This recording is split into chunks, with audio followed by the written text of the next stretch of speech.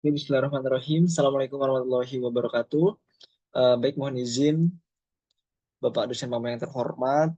Perkenalkan nama saya Muhammad Hanif Al-Ghifari, biasa dipanggil Hanif dari PBI 4C dengan NIM 1222640113 yang dimana insya Allah pada kesempatan yang berbahagia ini Hanif akan menjelaskan atau memaparkan pemahaman Hanif tentang cara uji paired sample t-test dan interpretasinya dengan SPSS. Baik, secara definisi juga.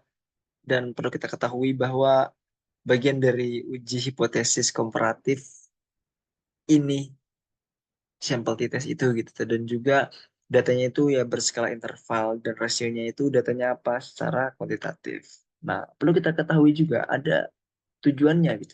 Nah, tujuannya untuk apa sih? Tujuannya itu adalah teman-teman untuk mengetahui apakah terdapat perbedaan rata-rata dua sampel, dua kelompok yang sama berpasangan atau berhubungan. Nah, ini juga merupakan bagian dari analisis statistik parametrik. Jadi, persyaratan utamanya adalah data penelitian haruslah berdistribusi secara normal. Jadi, biasa kita lakukan yang pertama-tama itu adalah uji normalitas data. Nah, jadi misal kita dapat contoh kasus nih. Nah, data itu tidak normal. Nah, maka solusi alternatifnya adalah dengan menggunakan analisis statistik non parametrik dengan uji Wilcoxon. Baik, kita langsung saja masuk ke aplikasi SPSS-nya dan kita akan langsung eh, masuk ke aplikasi SPSS dan ini merupakan salah satu contoh kasus dari seorang guru yang dimana eh, dia tuh ingin mengetahui apakah adanya sih gitu pengaruh penggunaan strategi pembelajaran ICT pada kelas 5 SD Tulungagung pada tahun 2019. Nah, jadi si guru itu tuh menggunakannya dengan dua metode. Yang pertama bisa kita kenal dengan metode pretest dan post-test. Nah, langsung saja kita akan mengetahui langkah-langkahnya. Yang pertama, kita pretest terlebih dahulu. Kita tulis di sini ya, di variabel view. Jangan ke data view dulu ya, kita ke pretest. Nah, langsung habis itu kita tulis di sini post test. Iya. Nah, di desimal ini kita harus nol, teman-teman. Nah, kenapa nol? Karena bilangan angkanya itu bulat gitu, bukan desimal. Nah, terus kita tulis lagi di labelnya pretest. Nah, di sini kita tulis lagi, teman-teman, post test. Nah, untuk misalnya kita scale. Nah, setelah itu barulah gitu kita masukkan data yang tadi karena siswa yang akan kita teliti itu kan ada berjumlah 13. Maka poin pretest yang telah dilakukan oleh guru tersebut hasilnya ada di sini dan kita tinggal copy paste aja ya, datanya sudah ada. Nah, ini yang post test kita copy lagi dan habis itu kita langsung ke paste sama. Nah, betul banget.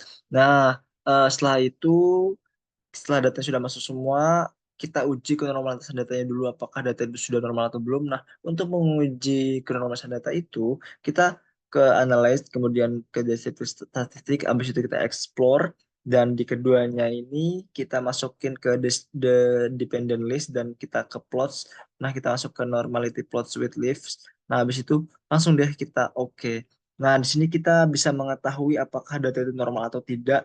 Nah, bisa kita baca di sini di Shapiro-Wilk, di Sigen nilainya, di signifikansinya bahwa di sini bisa kita baca 0,345 dan datanya itu 0,114. Nah, maka data tersebut kan lebih besar daripada 0,5. Dapat dikatakan data itu normal dan kenormalitasnya juga bisa dilihat di sini bahwa di titik-titik ini tuh tidak terlalu jauh gitu dari garisnya. Nah, itu tuh bisa dikatakan datanya itu normal. Oke.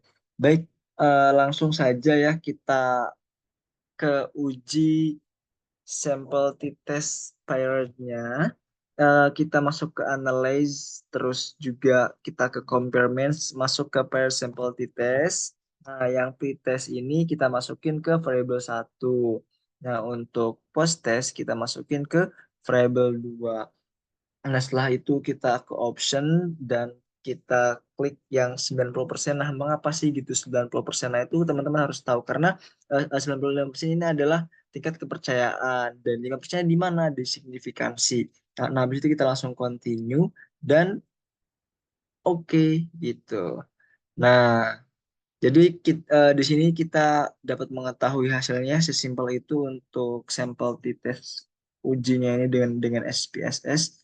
Nah, baik. Nah, ini hasilnya paired sample t-test yang statistik dan bisa kita ketahui bahwa kita akan interpretasikan secara penafsiran hasil uji paired eh, sampel t-test dengan SPSS. Nah, di sini kita bisa lihat minnya ini 54,62 dan itu untuk liabilitas dan proses 67,69. Nah, dan juga ada SD deviation yang artinya ini tuh standar devisi 10,300 dan 10,727. Nah, di yang kedua ada output paired sample titus correlation bahwa itu tuh menunjukkan hasil uji korelasi atau hubungan antara kedua data gitu ya. Dan juga ada yang terakhir itu paired sample test yang dimana output yang terpenting. Nah, kita kita di sini juga nanti bakal mengetahui gitu hasil dari data yang telah kita kaji sebelumnya. Nah, baik eh, dari data tersebut ya teman-teman dapat kita simpulkan gitu, dapat kita baca dari yang tadi kan correlation-nya tadi yang N ini 13. Jadi ada 13 siswa dan korelasinya itu 0,350 dan signya itu 242. Jadi bisa kita lihat juga di paired sample t-test ini ada di Sigen 2 teletnya itu 0,02 dan DF-nya itu kan 12. Nah, seperti itu. Jadi dari keseluruhan ini eh, dapat disimpulkan bahwa pengaruh penggunaan strategi pembelajaran ICT dalam meningkatkan hasil belajar untuk mata pelajaran bahasa Inggris pada siswa kelas 5 SD Tulung Agung itu tahun 2019 itu ada ada pengaruh gitu dan hasilnya itu sebagai dasar keputusan dah dan juga dapat disimpulkan ya bahwa H0 itu kan tadi ditolak dan H itu ya diterima. Nah, sehingga ada perbedaan rata-rata antara hasil belajar pretest dan posttestnya yaitu ya berpengaruh gitu nilai pretest terhadap posttest itu pada siswa yang SD tadi dan juga kita setelah ini juga kita harus mengetahui ya ada beberapa rumusan juga dan kita harus mengulik nih gitu harus mengetahui juga jangan lupa teman-teman bahwa mean itu adalah rata-rata dan SD deviation itu adalah standar devisi. Nah, ini juga ada di catatan penting saya di buku telah saya tulis ada rumusannya. Yang pertama ada H0 itu tidak ada perbedaan dan H itu ada perbedaan-perbedaan. Nah, jadi kan tadi nilai mean pair difference-nya itu 13,077. Jadi untuk pedoman pengambilan keputusan yang tadi, uji paired sample t-test itu kita ambil dari menurut Singgih Sartoso pada tahun 2014 di halaman 256 bahwa nilai signifikansi itu ya outputnya gitu 0,02 misalkan. Nah, itu lebih kecil daripada 0,5 maka HO itu ditolak dan nilai mean paired-nya difference-nya yaitu gitu. Jadi pokoknya dari yang nilai pretest itu intinya adalah dia itu berpengaruh terhadap nilai post test itu yang didapatkan oleh seorang guru. Oke, baik terima kasih atas perhatiannya. Mohon maaf ada apabila ada kurang dan ada salah. Assalamualaikum warahmatullahi wabarakatuh. Thank you so much. Hatur nuhun.